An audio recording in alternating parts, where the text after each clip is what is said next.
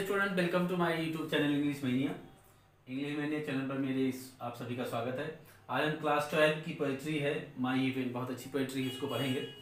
Compose किए गए भाई रविन्द्रनाथ टैगोर जी हैं इसके, और आपने रविन्द्रनाथ टैगोर जी का नाम सुना ही होगा। और मुझे लगता है कि भारत में, बांग्लादेश में सभी लोग इनको जानते हैं, क्योंकि हमारे देश का जो नेशनल एंथम है, जन गण मन अधिनायक जय है, उसको रविन्द्रनाथ टैगोर जी ने ही कंपोज किया था। इवन भारत का ही नहीं, बांग्लादेश का भी जो है नेशनल एंथम है अनार सोनार बांग्ला, अमार सोनार बांग्ला, तो उसको भी उन्होंने ही कंपोज किया है। तो बहुत ही लिटरेरी, बहुत ही रेनॉन्ड लिटरेरी फिगर हैं। और रविन्द्रनाथ टैगोर जी का जन्म जो है पश्चिम बंगाल के ही है। तो इनका लाइफ साइकिल है 1861 टू 1941। तो उन्होंने इस कविता को लिखा है।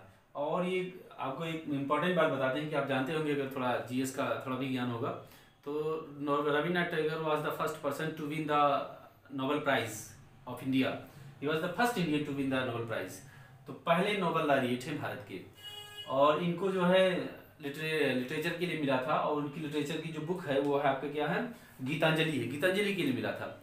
और ये बड़े सौभाग्य की बात है कि आप जो है इस हीवन, माई हीवन को पढ़ने के बाद में ये जो माई हीवन जो लेशन है, पोएट्री का सेक्शन है, वो उसी गीतांजलि का एक अंश है। तो उसको आप पढ़ने जा रहे हैं। 1913 में इनको जो है नोबेल प्राइज मिला था साहित्य के क्षेत्र में। तो भारत के पहले व्यक्ति हैं। तो ये रविन्द्रनाथ टैगोर जी बहुत ही वेल नोन, बहुत ही मिरियाड माइंडेड, मल्टी माइंडेड जो है पोएट भी हैं, नॉवलिस्ट हैं, बहुत से नॉवेल्स को भी लिखा है, स्टोरी राइटर हैं, प्ले राइट हैं, प्लेज भी वो लिखा, अच्छे म्यूजिशियन थे, पेंटर भी थे। उन्होंने बहुत सारी जो है अच्छी अच्छी पेंटिंग की है। इसमें आपने सुना होगा कि गोरा, इनकी बहुत अच्छी पेंटिंग है। और एजुकेशनिस्ट भी थे। और सबसे अच्छी बात है कि ये नेशनल मूवमेंट में जो है बहुत इनका बड़ा योगदान था।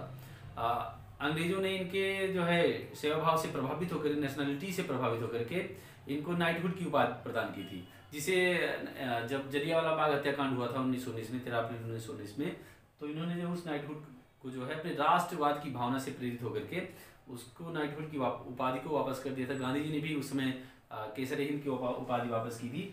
तो ये था कि ये एक बहुत ही नेशनलिस्टिक जो है पर्सनालिटी थे।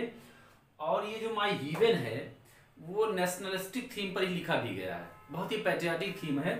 और हम देखते हैं कि इसकी पैट्रियाटिक थीम क्या है, देशभक्ति वाली थीम क्या है। दरअसल है कि हमारा देश जो है अंग्रेजों का गुलाम है। ये जो पीरियड था हमारा 1861 टू 1941, ये अंग्रेजी गुलाम का ही पीरियड था।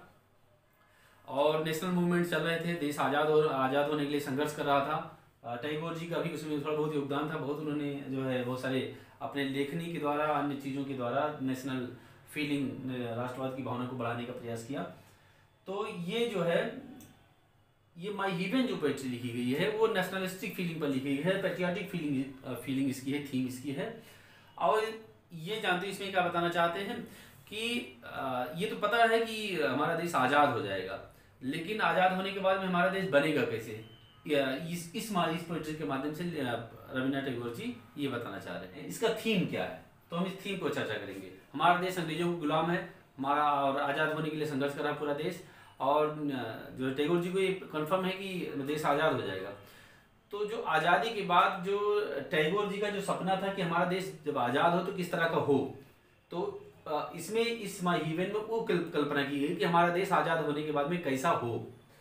तो उन्होंने कहा कि मेरा स्वर्ग, यानी मेरा देश जब आज़ाद हो जाएगा तो स्वर्ग के जैसा होगा, जहाँ पर ये चीज़ें नहीं होंगी, ये चीज़ें नहीं होंगी, ये चीज़ें नहीं होंगी। कौन कौन सी चीज़ें नहीं होंगी उसको हम चर्चा करते हैं, और कौन कौन सी चीज़ें होंगी और कौन कौन सी चीज़ें नहीं होंगी इसकी चर्चा इन्होंने किया है। तो इसमें जो कुछ थोड़ी आपको दिया गया है, तो हम देखते हैं कि टैगोर जी कहते हैं जब हमारा देश आज़ाद होगा तो जो मेरे सपनों का स्वर्ग मेरा देश बनेगा, तो कैसा होगा, वो हमारा देश फ्री फ्रॉम होगा, free from cast, creed and language. यानी यहाँ पर ना तो धर्म को, जाति को लेकर के, न धर्म को लेकर के, न भाषा को लेकर कोई लड़ाई होगी। आप देखते हैं कि हमारा देश, पूरा देश जो है, पूरा समाज जाति, धर्म और भाषा के आधार पर बटा हुआ है।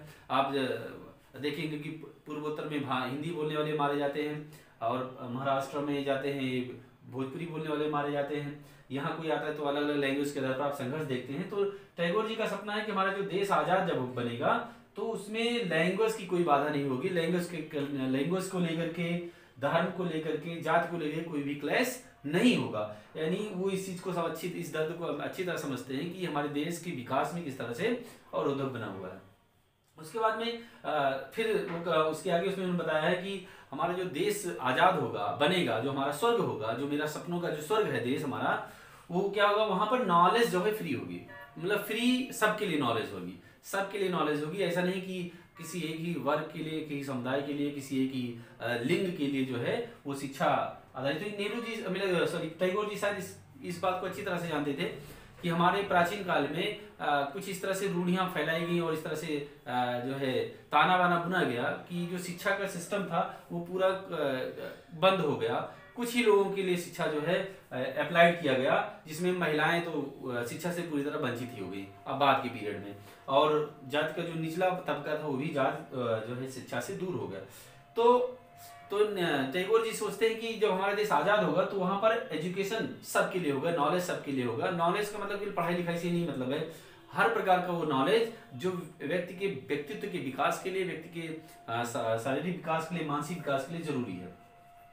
उसके बाद में जो है कह रहे हैं कि टैगोर जी कहते हैं कि रीजन, हमारे लोग जो होंगे वो तार्किक लोग होंगे, रीजनेबल होंगे, उन्हें तर्क करने की शक्ति होगी, वो बिल्कुल अंधभक्त किसी चीज के नहीं होंगे, आंख बंद करके किसी चीज पर विश्वास हुए नहीं करने वाले होंगे। और फिर कहते हैं कि जो हमारा हीवन होगा वहां पर कंजर्वेशन नहीं होगा, मतलब कंजर्वेटिव नहीं होगा, फैनेटिक नहीं होगी। मतलब कह सकते हैं कंजर्वेटिव का मतलब एक ही जड़, एक ही बात को पकड़ करके रखना, पुरानी बातों को, जो रूढ़िवादी विचारधारा है उसको पकड़ करके रखना।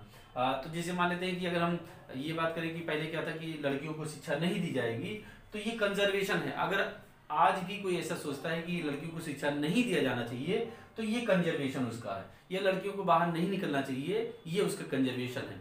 तो टैगोर जी सपना देखते हैं कि जो हमारा देश सपनों का बनेगा, जो सपनों का हमारा स्वर्ग बनेगा, वहां कंजर्वेशन का कोई स्थान नहीं होगा। लोग जो है अपने रीजन के द्वारा, अपने लॉजिक के द्वारा, अपने रैशनल थिंकिंग के द्वारा ये तर्क कर सकेंगे क्या उचित है क्या अनुचित है, और ब्लाइंड फेथ नहीं होगा।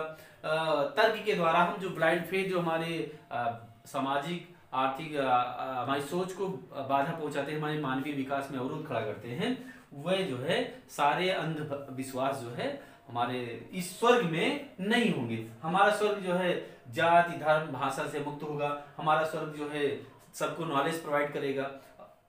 अब नॉलेज का मतलब यहाँ ये भी आप कह सकते हैं कि शिक्षा सबके लिए होगी। आज देखिए क्या है कि जिसके पास अच्छा पैसा होता है वो अच्छे अपने बच्चों को अच्छे स्कूल में पढ़ाता है, जिसके पास पैसा नहीं होता वो या तो बहुत ही ऐसी स्कूल में पढ़ाता है जहाँ काम चलाओ सिस्टम होता है। या मान लीजिए कि कोई MBBS करना चाहता है तो उसके पास इतनी पूंजी नहीं है कि वो MBBS वही कराता है जिसके पास पूंजी हो रही है।